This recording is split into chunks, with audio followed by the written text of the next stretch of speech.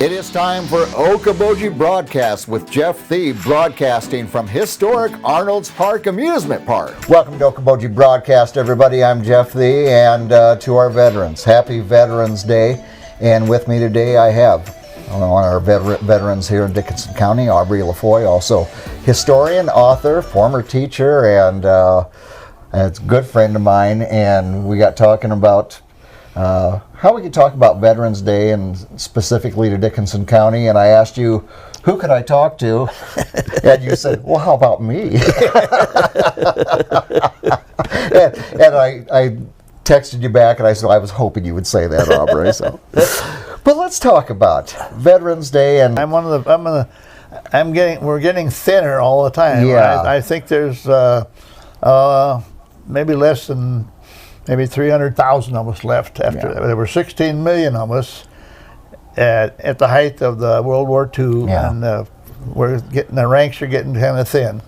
And I was one of the younger ones because I went in 1943, and I was in 30 months at that. But there were a lot of veterans around, but those guys are thin and rank. Well, sure. You think about it, if you were 17, 18 years old back then, and now what branch were you in, Aubrey, and where'd you serve? Well, it's kind of a different story about it, but anyway, when I was in World War II, and then after we entered the war in December of 1941, all the young men were drafted. And when you turned 18 years of age, you went up to the courthouse and you registered for the draft. Right. And then you were put in the draft pool, and then they would call, say like in Dickinson County now. We are in a large populated county. Right. And even today, it still amazes me. Month after month after month, we sent 25 or 30 guys into the service from this area. That's astounding. Because our population base in Dickinson now is about 17,000, and back then I wouldn't even have a clue as to what it is, but certainly sparser. Just like I graduated from Milford High School down here in 1943, and everyone except one fellow was in the service, and the classes before me in 42, they were all in, and you go back about 3 or 4 years, and then after in 44, like Bib Walters, he was graduating, he was in there, so just about every young man was in the service here. Right. And in those days, it wasn't that you were trying to avoid the draft. Most of us were concerned about, are we going to get in, Right, yeah, sure. And just the pressure on to get it. Well, anyway, I was 18 years of age, and I had gone out to Seattle, Washington, and worked in the shipyards after, not very long, but I worked in shipyards in Seattle, Washington, and I turned 18 in June 16th, and so I came back, and I went up to the courthouse and registered, and it was just a couple of days later or so, I met a man on the street in Milford, and he was recruiting for the aviation engineers out in Marshfield, California, near Riverside. Okay. And my dad was in World War I, and he was an engineer, and I thought, well, so I volunteered for that, so didn't need to worry about getting drafted or anything. Yeah. So I drafted. I got in July, and I went down to Des Moines and took the physical, and thank goodness it was in the summer because they took everything off. The only thing I had on was my glasses, and parading around there for a couple hours, And anyway, I came back after I passed that, and then they swore us in, and then we came us home for 2 or 3 weeks, and then I went in late August or late July, and early August in 1943. And that's where I went, and so I was in the Air Force. Right. But it was in those days it was called the Army Air Corps. We were actually part of the Signal Corps originally. Oh, really? Okay. And it wasn't until, I think it was 46, that we became, the Air Force became a separate. So after the war, that term Yeah, came right, on. Okay. right. And so anyway, that's what I did my training there as an engineer. And one of the first job I got there was a clerk typist, because I took typing for 2 years down here in Milford. Sure. And I was at a while, and then I got down to a truck driver. And I took a course to become a truck driver and so on like that. So, I mean, that kind of set me up for the rest of the war. Sure. Well, then I was in that for a while, and it's how things happen. You think, and God, God has sometimes things for you to do. Yeah, you've got a plan there. A plan, and then we were there in March. We went out to Edwards Air Force Base in California, and that was an interesting place because one of the things I thought was the first rocket. I mean, our ships, our jets, ships, Yeah. And I remember we were out working we were building a rifle range over across the dry lake there. Yeah. And this plane kept going over, and it zipped by, and we argued, where the heck's the propeller, And it was just like took a big smokestack and took 2 wings and a tail on it. but it was one of the first ones. Oh my goodness. In the jet. And then they had a Norris wing there, and then they had also another one. They had a remote airplane that we sent up and back. So it was kind of interesting. Well, I suppose jets were almost top secret at that time. Well, yeah, this is one of the early jets, and it smoked like the Dickinson, Yeah. But anyway, that was kind of interesting. But anyway, and then they called it back. They need some engineers. Well, they just didn't look at. We were aviation engineers, but they needed engineers, and they were going to send us into the combat engineers. I mean, they don't know. Sure. Anyway, so I was taking the physical for doing that. I got almost through, and the fellow says, "Have you got glasses in your gas mask?" I said, "No, I don't have any glasses." So I got scrubbed for that, because just imagine that I wasn't on that because I didn't have glasses in my gas mask, because we carried a gas mask all during World War II. Yeah. That was an old hangover from World War I. Right. So I missed it. Well, thank goodness, because that combat engineers, they're the kinds that go ahead of everybody else and stop and see where the landmines are. But then I got transferred from that. They did a lot of fill-ins in the B-29s. I went down to Kansas. Okay. And then the B-29s. Again, I was in the transportation section of that. And I went overseas with the B-29s to India.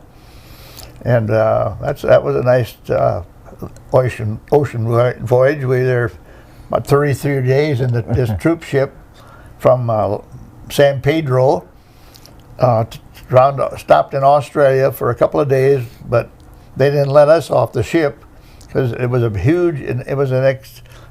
old, a converted luxury liner. Okay. Oh, okay. And we had about 7,000 or 8,000 guys on that ship. Right.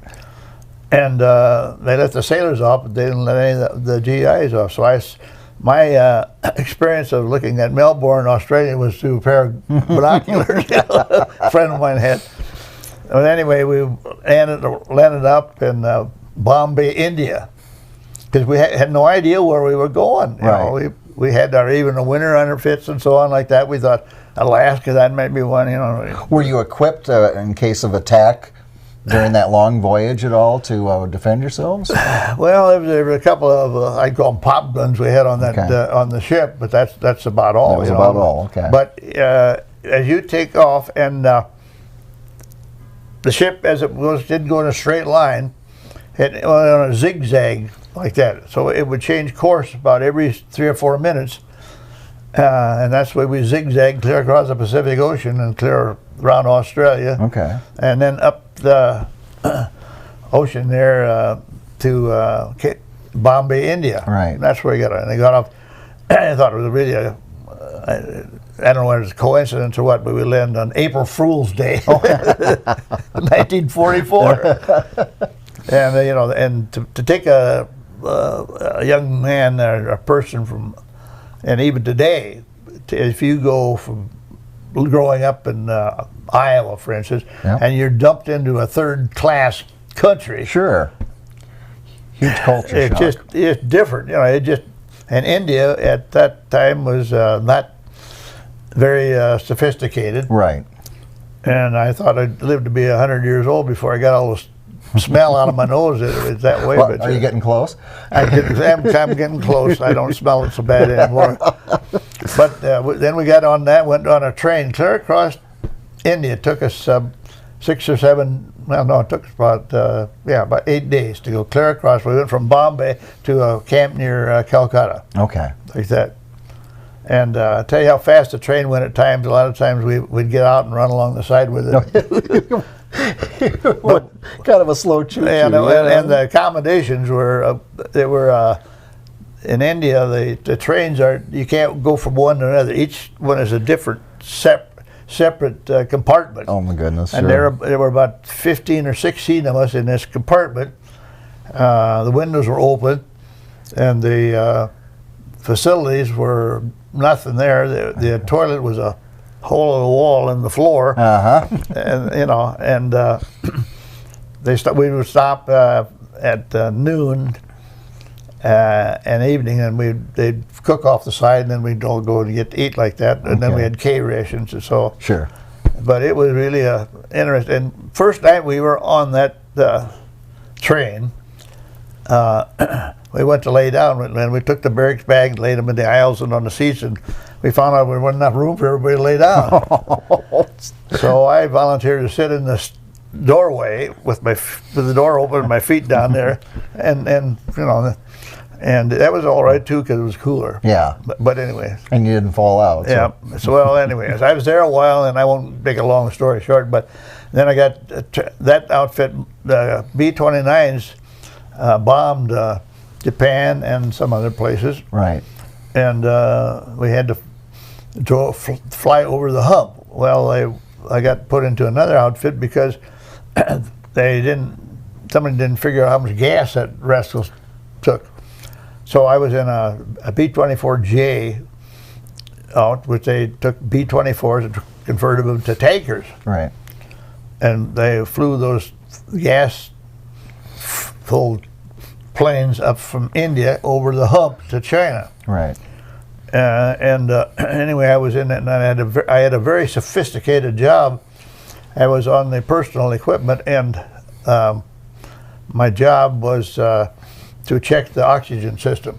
Okay. And my equipment was 2 wrenches, a can of soapy water, and a paintbrush. Well, anyway, that was your equipment. Yeah, but anyway, so I found. And then after I got put in another outfit, and the next thing I knew, I got dumped into a quartermaster company and drove from India to China. And I spent the last of the war about 6, 7 months up in China. Yeah. So I got to see the world. And when I came home, I came the other way through the Suez Canal, the Mediterranean. And so here I was on just almost 21 years old, and I'd already been clear around the world. Man. But anyway, had nothing. But anyway. So you're there, and you hear about victory in Europe. Yeah. And that was in May, 45, and then of course the Asian Theater in August. August, yeah. Well, and that's one of the untold stories was, there were almost 250,000 of us in China and India and Burma, and to get those guys back to, everybody wanted to come home. Sure. Well, and I was in China. I was as far away from Milford, Iowa, as you could possibly get. I could go either east or west. Yep. Just be if you would draw a straight line to the other side of the planet.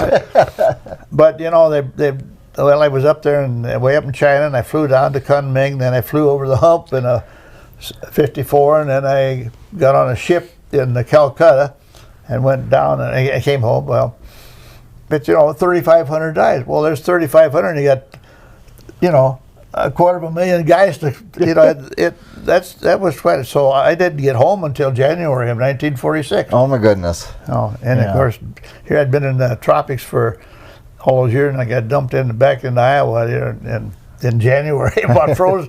I think it was April before I warmed up. I bet it was. Anyway, that was my experiences in the war. What was your father around when you went into the service? My father was in World War I. Right. And he was drafted. He was one of the first drafts here out of Dickinson County.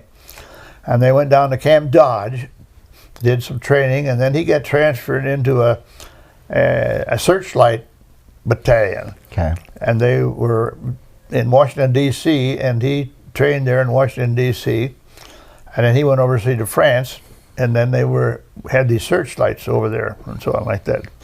Although later on at one time they needed more guys in the front line, so he was kind of moved over there, and when you're in the service, you do what you don't have a choice. And that was a different type of warfare, with trench warfare, and when you talk about searchlights, and it was the very first planes to be up, on the attack. Yeah, and and you think about the flu. That's a kind of interesting story too.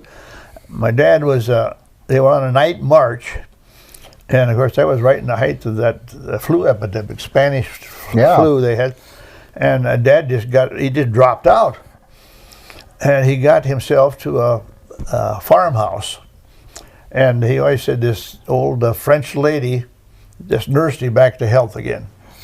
Now, he was just tired. He never talked much about his time in the service there. Well, and that's what I enjoy sitting and talking to you, Aubrey, because, and that's been my experience with family members of mine that were in the Second World War, that unless you ask specific questions, sometimes they don't care to talk about it. Yeah. Well. And it's interesting. So I enjoy listening to you reminisce. But when I was asking about your dad, did he have any specific feelings, having been in a world war, when you were going over? Did he say anything to you, or? Man, I know he cried when I left. Sure. Because he knew what I was getting into. Well, yeah, exactly. And and the thing of it, when I was over in India, and you think of today when you pick up your, cell phone, you can call and talk to anybody in the world. Well, I get a letter there. It took 3 weeks to get a letter from India to home. Yeah. And in the summer of 1944, I got infection in my right hand and almost lost my arm. Okay. And that was before penicillin. And they gave me sulfa drugs, but they saved my right hand. I had a nurse write home and told them I was in there with my hand. Well, it took 3 weeks to get there and 3 weeks to get an answer back. Well, cripes, I was out of the hospital. Well, yeah. It just didn't. You didn't get any communications between their families was very nominal, especially when you're over and halfway around the world. Yeah, different world altogether now. And Veterans Day being on the 11th, and of course this year it's so, any commemorative services being virtual and so forth. But I want to talk about Dickinson County. And when I first contacted you, we have the tower, pardon me, at the courthouse. And I think about the history of the veterans from Dickinson County. And you got some information on that. Well, one of them I got very involved with the Okoboji Cemetery up here. Yeah. And one of the things they found out early on is that they had an American Legion club here in Arnold's Park. Well, they just ran out of guys, and so they expanded. And they were the ones that were taking care of putting the flags up on Memorial Day. Sure. And so I knew Barb Lancaster was very, very much involved with the Okoboji Cemetery, and getting talking to her, and so I was able to get Mary Turnhorst, had one of the classes up here in the Okoboji School. Sure. And so in talking to Mary, we got the kids from the Okoboji Middle School to come on before Memorial Day and put the flags up for the veterans there. And the kids just enjoyed it, and Mary would bring down in 3 different groups, and they would take one cemetery, and Barb and her group would get them the flags, and and the kids would go and put the flags up for the veterans on Memorial Day, and it's kind of interesting because a lot of the kids never even get in cemeteries, first place. Yeah. And but they had a ball, those kids. And one day they were 3 girls or 4, I don't know what's name, arm in arm, and we gave them the flags, and they were going down the thing there singing "God Bless America," and it almost brought tears to my eyes with watching those kids like that, And there's even that, there's about 200 veterans buried in the Okoboji cemetery up here, going back, many of them back to the Civil War and so on like that. And one fella down there's one, if I can find it here, there's one that deal about World War One. There's a good story there about if you get into the cemetery there, you'll find a marker there is I don't know if you can see it or not, but there's a cross there, and on top of it is a World War I helmet. Yes. That kind of intrigued me what that was. Well, so I did a little digging, and World War I ended in November 11th. Yeah. At 11 o'clock. Well, this fella, his name was Wade Michaels, and he was killed November 10th. Oh my goodness! Just the day before the war. Yeah, and he was brought home, buried there, and of course in France, and then 3 years later they brought the body home here. Okay. I never quite got the time, but I think he was might have been on the ship that they brought the unknown soldier of World War I back. Okay. I'm not sure about that, but anyway, he's buried up here. That's one of the unusual things about veterans.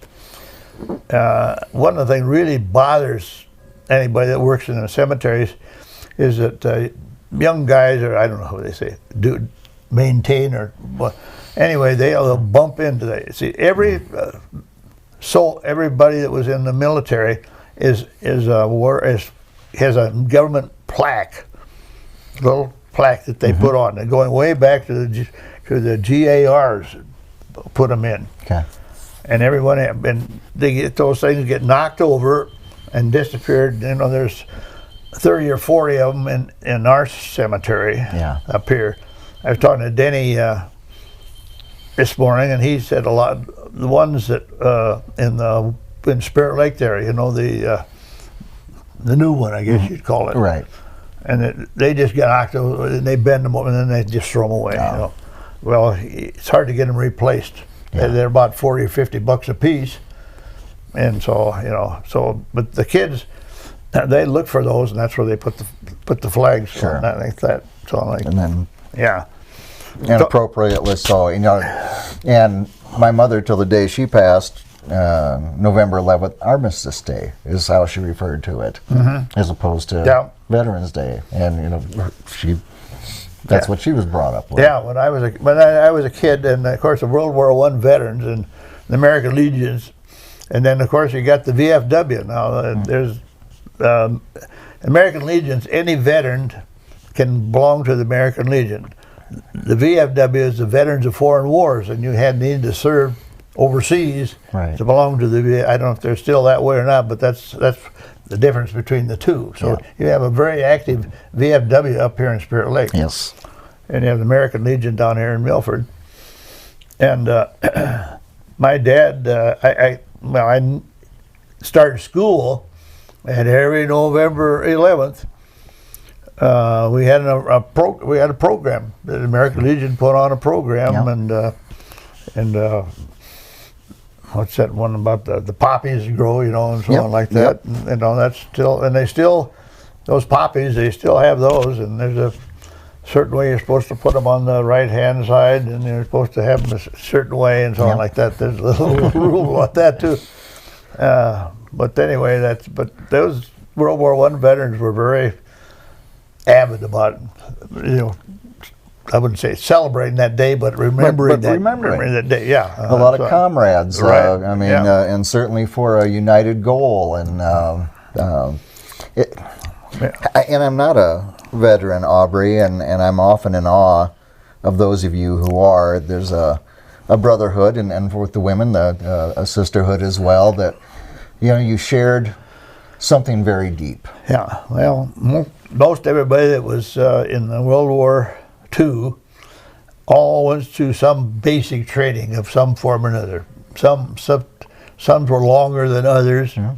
And so on. I had a fellow I went through from Spirit Lake, his name was Stencil, and he was a music teacher and so on like that. And I asked him if he had any pictures of when we were in basic training. He said that was the worst part of his life.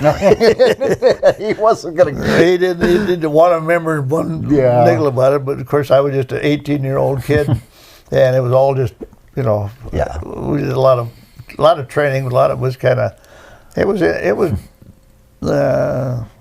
pretty precise. Yeah. Pretty soon, and learn how to shoot guns and handle guns. Of course, most of us from the Middle West, we've been shooting machine shots and BB guns ever since we were little kids and rifles, So that wasn't much of a chore for us. Yeah.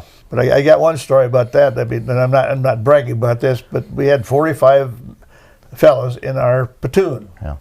And it was kind of a volunteer group, and we had 3 men who were they were 49 years old. And here I was an 18-year-old kid, and they did the same things we did, And 2 of them had been in World War I. Oh, my. And anyway, one of them was an interesting guy named was Pop Kelly, and he was a little short guy, wiry as a Dickinson, and he didn't have any trouble at all. And ever so often they'd do something. He said, "But Sarge, that ain't the way we did it in the first war." The sergeant did yell, "That's okay, Pop." We'll do like that. Of course, anybody was over 25 was a... Oh, sure, at that time. You call him Pop, 18-year-old kid, 19. And most of them that went through there were 18 and 19-year-olds. And that's what you think, like the invasion of France, in World War II. Most of those guys were 18 to 20 years old. Oh, yeah. And, just today, and then somebody comes along today and says, "Well, they can't let them vote, or they can't smoke, cuss, or drink, or anything like that." Well, gee, those in those days they wouldn't have much of an army. That's exactly right. But anyway, we went to Armistice Day programs, and they continued for many, many years. Yeah. So like and the school kids were all, we were subject to that patriotic idea and so on like that. So it worked out real well for us and so on like that. Well, go ahead. You were going to say something. No, and now talk about veterans. I think they are, but I'm not exactly. There are 2 veterans in the Spirit Lake Cemetery that were in the War of 1812. My goodness. Now that means that they had to be born in the 1700s. Absolutely, prior to the Revolution. Yeah, the Revolution was in 1777, but this was 1812. Yeah. Well, even that you can't send a 12-year-old kid there. They had to be, and there's a couple of them from there. Then there are veterans there from the Mexican War, and there's veterans from the Spanish-American War, and World War I, and World War II, and then a lot of Korean. Yeah. And then now, of course, the Vietnam, a lot of guys.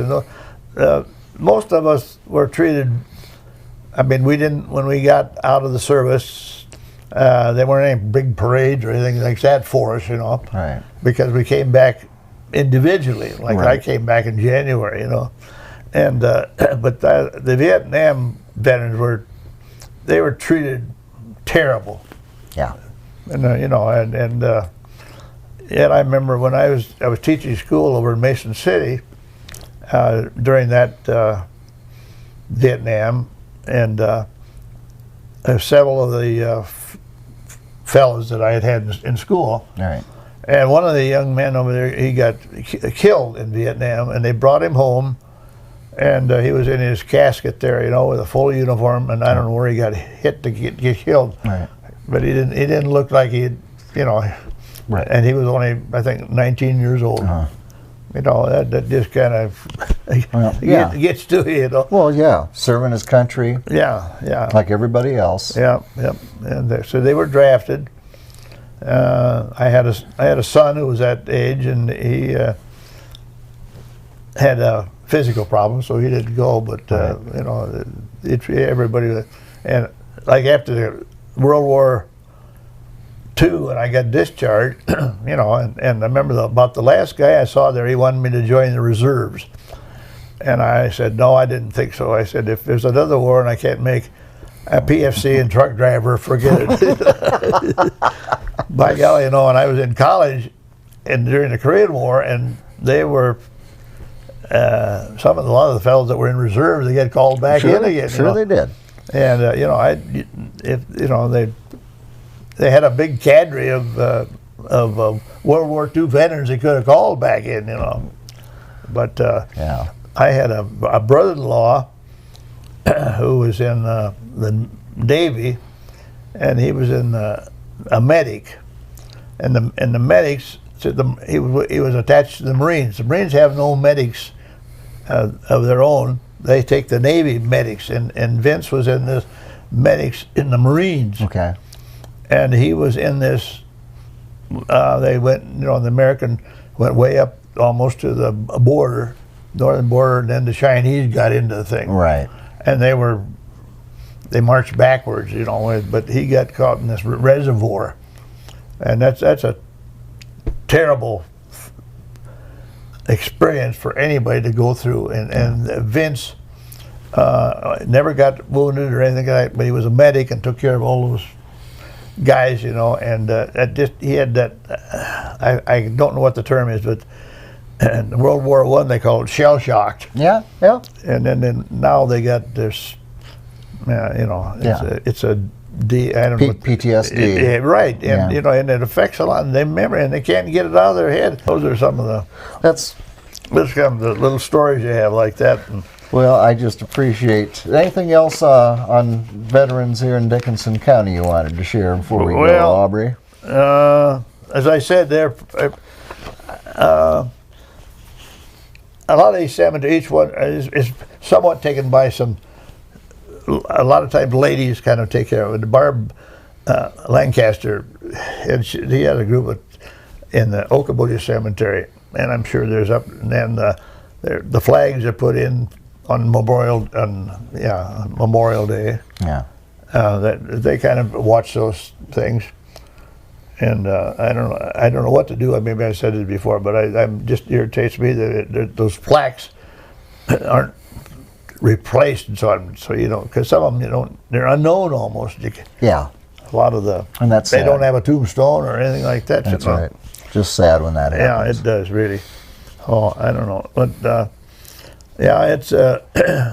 it's nice to remember. Of course, they called it when I was a kid. It was Armistice Day. Yeah. Armistice Day, and then later on they changed it to Veterans Day, which is okay too. Yeah. Because it includes all of the veterans, and of course, the fellows today have a much different experience than we do, and but a lot of them, like I said, each one they find out you're a veteran, you know, you're always your buddy all right now. That's right, yeah. Well, you had a different experience than someone in the War of 1812 or Spanish American, World War I, and as time goes on, but there's still that bond. Yeah, there's a bond, the bond that you just have, you know, and it's like I go down here to I belong to the American Legion. Yeah. Well, that was, I think, one of my proud things my dad did, but I came home in '46, and before I went to start in college in the spring, but Dad had me join the American Legion. So I've been a member of the American Legion, you know, ever since 1946. Sure. I belonged over in Mason City, and then I came back here, and I've been drawn in Milford. And Virg Wallman's kind of in charge. He told me the other day there was one of the fellows, Jay Donaldson. And Jay Donaldson, he and I were born the same night, but he was born the 15th, and I was born the 16th of June. A few minutes apart there. And he worked. He lived in Milford for a number of years, and he had the member of the American Legion, and he had moved to Ames and different places before, but he always kept his membership in the American Legion down here in Milford, Iowa. Yeah. Every year he sent his dues in, Yeah. Well, Aubrey, we thank you for your service, and we thank those who before you and after you, and yes, you've got a wonderful. Yeah, I'm gonna show you. I have 2 hats here that I put on. And there's your There's the one. World War II, right World there. War II, Show that one. And then I have the one here for the China Burma India. Yeah. I should hold that up. There we can. There, I see it. Okay. Yeah. And of course this is and then of course you had and as we had patches, and I got about 4 patches from different Air Force groups, and the one that I think is the most interesting, the last one was this. I was in the 14th Air Force in China. It was the Flying Tigers, something like that. So, and then I found someplace, I drove trucks, 2.5-ton truck, a good share of the time I was in the service. I drove from India to China over the old Lida Burma Road too. That was an experience. I bet. But and as I look back at my life, when I came out of the service, and then I went to college, and in the summers I always look for something. The last thing I ever thought of driving a truck. That never became it never even entered my mind to go out and get a job as a truck driver. I guess I'd have enough trucks. You did your part with trucks. I did my part with trucks. Right. Yeah, and of course, I never repaired them or changed the tires or stuff like that. Yeah. But you learned how to take care of your truck because you took care of yourself. Yeah, and you saved the world at that time. So. Yeah, well, we thought we have, and then see what it's like today is another story. It just, but the kids of today did not have the same experiences that I had. Yeah. Or young guys that, my age and so on like that. So, and I don't think a lot of them really appreciate the veterans and what they have to go through. Yeah. So like even today, and I just admire young men because remember the day when I was in, you were drafted, Right. And of course, one of the things I always think about that, you'd meet guys from all over the United States, and it was interesting to get in to a different group or something like that and try to figure out where this guy was from, and pretty soon you will be able to tell you, well, Southerners talk different, and Texans talk different, and the guys from Brooklyn, New York talk different, and I think to us in the Middle West, East and the West Coast is different, but some of those fellas, I remember a group of fellas I was with, I was up in China, and they sent in a bunch of fellas to replace us to drive trucks. Right. Well, these fellas that growing up in Brooklyn, New York, they never even owned an automobile. Here they were supposed to be driving trucks over the mountains in China. So, that wasn't very good. Quite an experience for a guy from Milford, Iowa, wasn't it? It was. And I got one more story here. Okay. There was a young fellow by the name of Earl Sheldon, Muggs they called him, and he and I grew up about 2 or 3 blocks from each other down here in Milford. He was in the class ahead of me. But anyway, I was up in China, in Liangshan, China, and of course he gave him different jobs. So they said there's a C-46 coming in out to the line out there, and you're supposed to meet it and then get the cargo and put the cargo in. So I got up to the tower and I waited for this plane. It came in, and then I followed into where it was parked up, and it pulled around and turned the engines off, and I backed up to the cargo door, and the cargo door opened here. Here Muggs Sheldon steps out of my gosh. truck, again on the other side of the world. I said, God, here's two guys from little Milford, Iowa, meet clear over and halfway around the world in China, you know. When they say it's a small world, it's just a small. And then Muggs was there, and then he came back and he was stationed there in that place for a while. So one day I asked Muggs if he wanted to. We drove from Liangshan over to Wanxian, which is on the Yangtze River. We picked up a load of stuff that they were hauling from. Anyway, right. So I asked Muggs if he'd like to drive. He go, oh yeah. He said, oh. So we drive over, you know. And what did we pick up that day? What, 250-pound bombs. And they just put them in the back of the truck, you know. And so then we stopped at a cafe. We always stopped for lunch. We started out. The first corner we went around, those bombs in the back. And get your heart racing. And Muggs turned about white, you know. And he said, Aubrey, what happens if they go off? I said, Muggs, you'll never hear the bang. And you won't have to pay for lunch either. Yeah, well, you know, you just did it because that's what you were trying to do. Yeah. Amazing, Aubrey. Yeah. So. Well, again, I thank you for your service and all our veterans out there watching. We salute you and we thank you for your service as well. My friend, thank you for sharing stories with me. It's always a pleasure. Well, that's one thing about my legs aren't worth a nickel anymore. I got one eye, and I have hearing aids. But hopefully I keep some of my hair and keep my brain moving. And the stories are still there. They're still there, yeah. And to me, that's the most important part, right and there. And us old veterans just love audiences.